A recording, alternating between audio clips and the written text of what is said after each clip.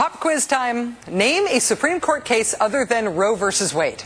If you got through the 5th grade, perhaps Brown v. Board of Education springs to mind? Good answer. How about Bush v. Gore? The Dred Scott case? Marbury versus Madison? The People versus Larry Flynt does not count, but thank you for playing. In the latest unsettling Sarah Palin interview moment on our growing list, the governor reportedly came up empty when the subject of Supreme Court cases came up during her marathon interview with Katie Couric. CBS has not yet aired this moment of the interview, but Politico's Jonathan Martin, citing a McCain campaign aide, writes this, quote, "It came in response to a question about Supreme Court decisions. After noting Roe versus Wade, Palin was apparently unable to discuss any major court cases." In the portion of Palin's interview that did air tonight, Couric asked Palin whether global warming is caused by human activity. By the end of the exchange, it's not clear whether Palin blames man for global warming or vice versa. You know, that there are man's activities that can be contributed to the issues that we're dealing with now with these impacts. I'm not going to solely blame all of man's activities on changes in climate, because the world's weather patterns are cyclical, and over history we have seen changes there. But kind of doesn't matter at this point as we debate what caused it. The point is, it's real. We need to do something about it. But if it's caused by man-made activity, don't we need to know that to know what we should stop doing if we wanted to do something about it? As the uncomfortable interview moments pile up, so does dissatisfaction with Sarah Palin's place on the ticket. If you're keeping score at home, even if you're only counting conservatives, the Palin pick has now been publicly questioned by former McCain advisor Mike Murphy, conservative columnists Kathleen Parker, George Will, and David Brooks, former Bush speechwriter David Frum, who solidified his criticism today, telling the New York Times, quote, "I think she has pretty thoroughly and probably irretrievably proven that she is not up to the job of being president of the United States." And beyond the right-wing elite, you can toss two more hats into the Palin ought-to-get-out ring.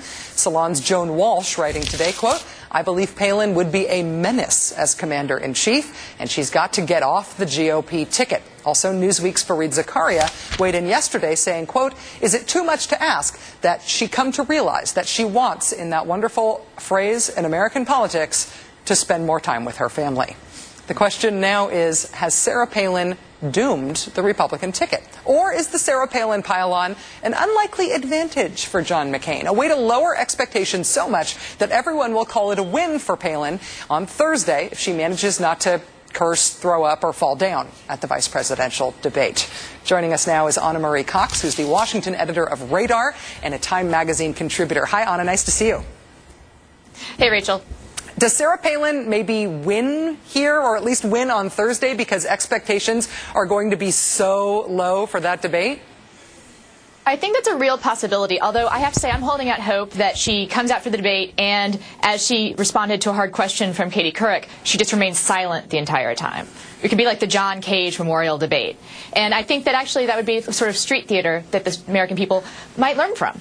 Well, I wonder, though. I mean, she could do street theater. She could also just fail really, really spectacularly. I think of this as the Eddie the Eagle phenomenon, like, or the Jamaican bobsled team. Like, you're so obviously failing that people sort of root for you because you're so bad at it. Is it possible that could happen?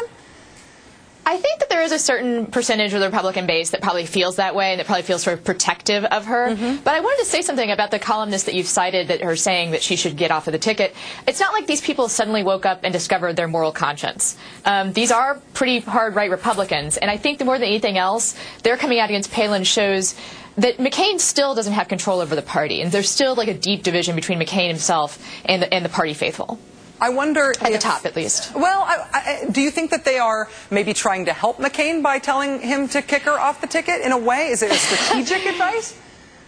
You know, I hear these kinds of theories about the McCain people, and I know the McCain strategists, okay? Like, this is like, that's chess. They're playing checkers, okay? I mean, I think that while it may turn out to be good for them, there's not any sense that I get that they gamed it out that way, that they actually planned that far ahead in order to make it work. I think that for better or for worse, in these last weeks of the campaign, we're seeing flashes of what I guess we have to call the old John McCain, although I feel like that should be trademarked or something.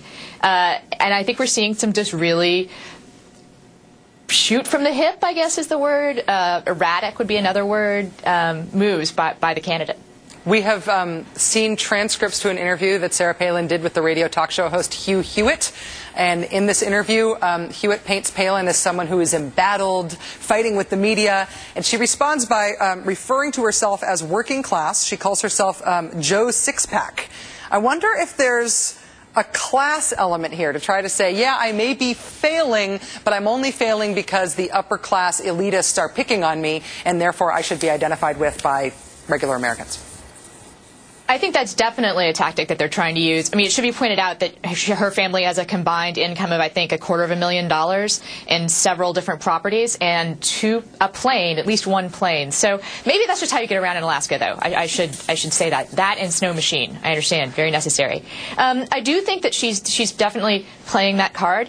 I also think that in some ways it probably rings true to people. I mean, that accent really only makes sense if you're Joe Sixpack. Well, I guess the last big picture question with all of this advice to the McCain campaign that they ought to drop Palin. That's only happened. It's only really happened once in modern history. They dropped Eagleton, right? And that didn't turn out so well for them. Is there any way that they really do drop Palin and then McCain goes on to win? Could he replace her with somebody so impressive that it completely remade the race again? Like Hillary Clinton. Yeah, that might work, sure. Or Bill?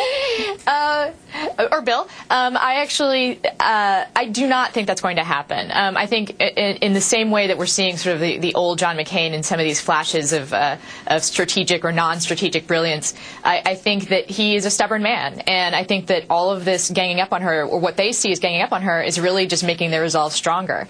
These are people he likes to go down in a fight. Let's put it that way. Ana Marie Cox, Washington editor of Radar, Time magazine contributor, thank you for joining us tonight.